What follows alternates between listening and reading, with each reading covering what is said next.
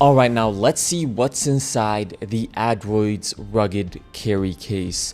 Now of course you have the Adroid's RSP unit, which we'll put to the side, as well as on the side pouch is where we will have our RMS sensor as well as the directional antenna.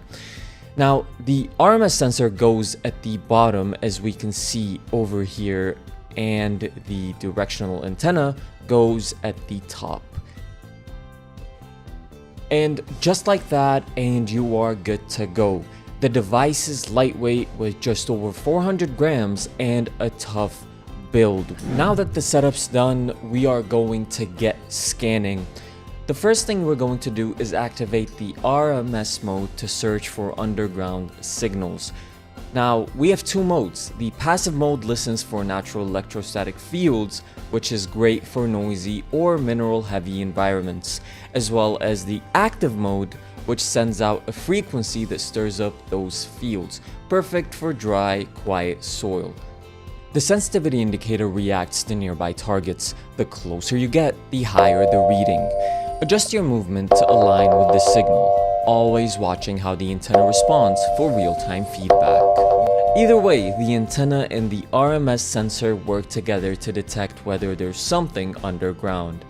And here's the thing, if there's no signal, that tells you what you need to know. There is no target. The Adroid covers distances of up to 2,500 meters and depths up to 25 meters. Now, I don't need to tell you that, but that is serious reach. The antenna shifts direction as it senses a target. Follow its lead, it guides your path with subtle motion. And remember, avoid carrying phones, rings, or metal accessories. Hold the device steady, arm in front of your chest, with the antenna always parallel to the ground. Now, let's find a target using ADRI mode. Start by setting a starting point while the Adroid scans frequencies. Once a target is detected, its type appears right on the screen.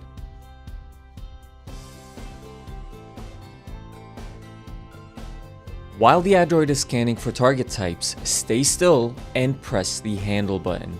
The Adroid takes care of the search automatically, no movement needed during this phase. Once scanning is complete, use the arrow keys to cycle through detected targets, then confirm the one you want to follow. Now before our search, we're going to start rotating the antenna slowly. Once the Adroid detects signal strength, you'll hear a tone and feel a vibration. Now move towards the search zone. Based on your starting point, the Adroid will direct you, usually around 25 meters, to approach your target's estimated location. In the next step, the Adroid will direct you towards your target. When the antenna turns sharply, left or right, stop and mark that point. Press the handle button, then turn 180 degrees and walk again. When the antenna turns again, stop and mark. The midpoint between those 2 points is your target's vicinity. To measure the depth, move approximately 5 meters away from the marked target area and press the handle button. The depth will display automatically on the screen. To use MDRI mode, scroll through the main menu using the tab button and confirm. Start by selecting your target type, for example, silver, emerald, or gold using the arrow keys. Next, use the search distance whether you're scanning nearby or reaching out the full 2500 meter range. Then, set your preferred depth depending on how deep you believe the target may be. You'll also have the option to adjust the frequency offset, fine-tuning signal precision. Once everything is set, a summary screen will display your selection. Keep your hands steady, arms centered, antenna level, and you're ready to begin your search. MDRI is designed for seasoned users.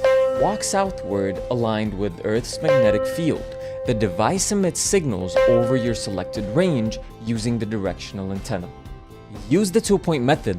Walk towards the target until the antenna shifts sharply. Stop, mark, turn 180 degrees, and repeat. The target will lie between both points. You can also try the square method. Start walking in a straight line and mark the first spot where the antenna turns sharply. Now keep walking in a square pattern. Mark each of the 4 corners where the antenna reacts in the same way. You should end up with 4 points. Next, draw a line from point 1 to point 3 and another from point 2 to point 4. The point where the 2 lines intersect, that's the exact location where your target is buried.